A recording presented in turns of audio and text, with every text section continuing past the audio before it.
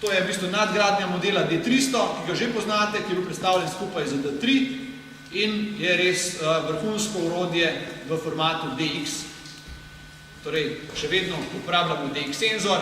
DX senzor kljub vsej večji popularnosti FX formata ni zgodovina. DX bo ostal, ima svoje prednosti in pri Nikonu bomo tudi vlagali še naprej v razvoju DX formata. Torej, po novem, k tistim že priznanim, nagrajenim tehnologijam v D300, v D300S predstavljamo film, D-Movie. Nikon, vemo, je začel z filmom, prvi uporabo film v modelu D90, potem smo ga predstavili v D5000, no zdaj se seli tudi više po naši produktni liniji v modele D300, D300S. Odločitev po moje je zelo dobra, tako da tehnologija je nekje dozorela v teh stopnih aparatih in zdaj, ki bo vedno izboljšana, bo tudi na voljo profesionalnim uporabnikom, ki konec koncev zahtevajo maksimalno kvaliteto filma. Torej, ob enem smo D-Movie tudi nekoliko nadgradili, seveda podobno zajema video HD formata do 5 minut, vsi vemo prednosti filma v DSLR-ju, in omogoča tudi po novem autofokus na podlagi zaznavanja kontrasta med samim snemanjem filma. Kaj pa je še dodatna novost na že znane filme iz D90-5000, pa je, da ima D-Movie v D300S stereo zvok. Torej, videli ste v senci samega aparata. Na aparat je možno dodatno namestiti mikrofon, priključiti na izhod za stereo zvok in poleg kvalitetnega HD videa tudi zapisati stereo zvok, da je to potem res videoposnetek, ki ga lahko predstavite kjerkoli uredništvu, je to zelo dobrodošel medij. Tako da film ni več samo tista dobra slika in monozvok zraven, ampak lahko zdaj tudi profesionalni mikrofon namestimo. Seveda Nikon ni začel proizvajati tudi mikrofonov, to so mikrofoni drugih dobaviteljev. Tukaj bolj se da lahko tistega mačka proti vetru, karkoli, glavni zvok na nivoju profesionalne videokamere. Zakaj je video omejen na 5 minut? Zaradi pregrevanja tipala. To je pri vseh proizvajalcih tako, to je optimalno za naše pojme, da v bistvu HD video je kar nekaj zahtevnih operacij od zadnjih in tipalo bi se lahko začelo predvsem močno pregrevati. Po drugi strani pa razen takole na tiskovkah, vsak, ki se resno ukvarja z videom, da sem zdaj kar nekaj videov je na voljo, tudi že z D300S na YouTube, en zelo krasen video iz Puščave, mislim, da z Namibije, v bistvu profesionalna montaža, krasen video, pa če boste pogledali kadre, mislim, da noben ni več kot 10 sekund dolg, tako da vsi profesionalni snemalci nekje, ki delajo kvalitetne videoposnetke, montirajo svoje videoposnetke, tako da so uporabnikom prijazni, ker 5 minut videa statičnega gledati zna biti kar malenkost naporno za gledalca. Tako da to ni.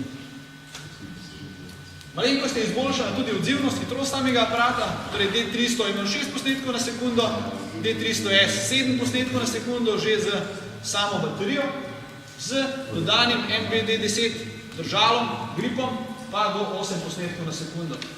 Tudi sami odzivni časi so izboljšani, tako da D300 tudi po vseh performansih vedno bliže profesionalnim orodjem D3 v polnem formatu. In dodatna novost je razširitev pomnilniške kartice, torej po novem v D300S 2 reži, ampak za razliko od D3 smo se tle odločili za uporabo Compact Flash in SD reže, z več razlogov. Ne nazadnje med njimi tudi, kot smo menili, je aparat direktno pisan na kožo reporterjem, ki večkrat uporabljajo SD kartice za prenos podatkov preko dlančnikov, preko telefonov ali microSD ali SD, tako da najpogostejša uporaba v tem primeru je ali, kot že znano iz drugih aparatov, ki imajo 2 kartici, overflow, ki se ena napolni druga, ali na eno JPEG, na drugo NEF, ali pa še boljše pri tem aparatu, glede na to, da ima možnost zapisa HD videa, kar na eno JPEG posnetki, na drugo video in je v bistvu fotograf opremljen na terenu, da lahko neodvisno snema video na eno kartico, fotografije na drugo kartico. Kar se novosti tiče, še bliskavica. Po novem že vgrajena bliskavica v D300S pokriva okrog 16 mm kota ekvivalentnega FX formatu, torej tudi zelo izboljšana uporabnost z novim objektivom 14-24 na primer.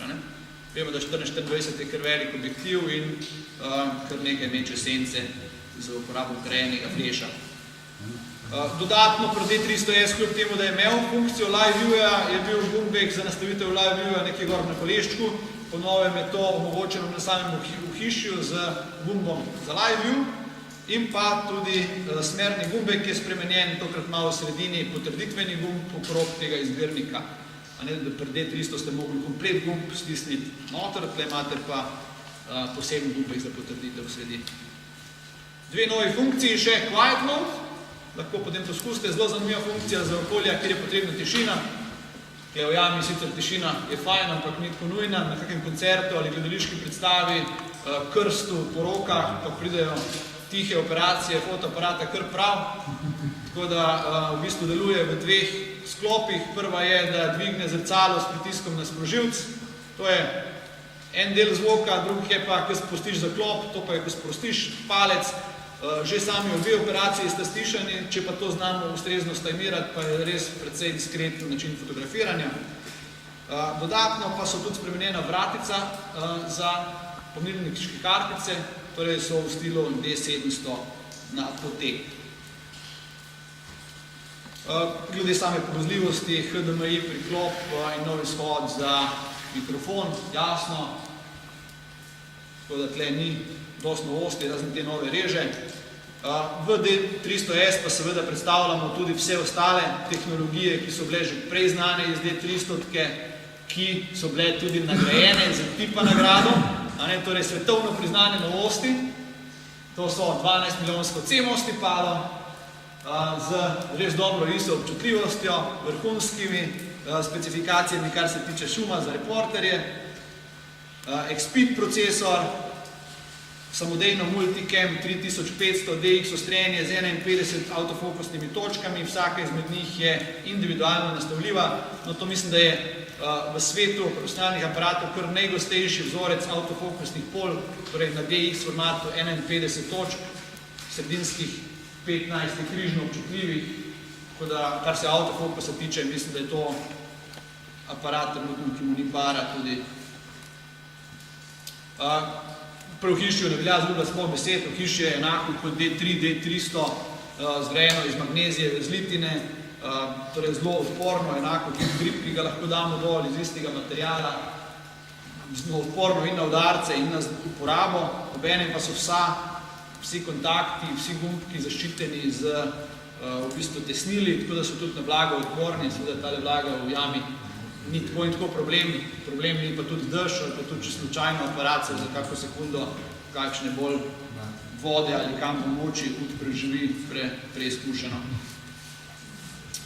Za razliko od D3000, ima pa D300S vseeno malenko zdržljivejši zaklop, torej nekje preizkušen do 150 000 proženj in tudi zelo pomembno informacija o obrabi zaklopa je tudi uporabniku dostopna, torej nekje v procentualno primerjano, koliko še je, in tudi ne samo to, koliko je še na voljo zaklopa, ampak tudi vas opozori pri napaki morebitni.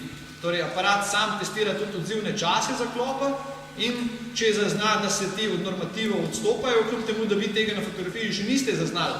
On zazna, da je potencialno problem in vas z opozorilom error najverjetneje napoti na servis, da ta zaklop še predno odpove, pregledajo oziroma zamenjajo. Torej, D300S seveda bo na voljo tudi vodi za 1829 € in pa dva kompleta za 16-85 objektivom in novim 18-200 objektivom. Tudi specifikacije tega ste že dobili, pa ga bo tudi še pogledali.